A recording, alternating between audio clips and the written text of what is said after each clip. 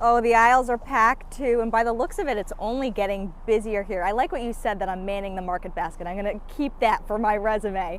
And so people have been coming in and out all day of this market basket in Hooksett, getting their grocery run out of the way before the heavy snow hits us overnight. Shoppers told us they're getting all of their essentials. You know what we're talking about: bread, milk, eggs, and maybe a couple extras to last a few days in case the snow knocks out power. And even though we haven't had too many major storms this year, people we spoke with said they're not really concerned about the snowstorm coming in because this is just typical New Hampshire weather.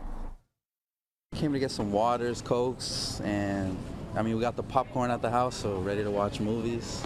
Stay home tonight, definitely, for sure. I'm not buying 20 loaves of bread or 60 gallons of milk that I'll never get out of the house again. No, I'm good.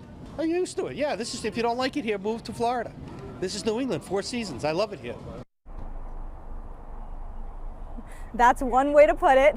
And if you still have to go on your groceries run, you do have a couple hours before the snow moves in later tonight. We're live in Hooksett, Ariel Metropolis, WMUR News 9.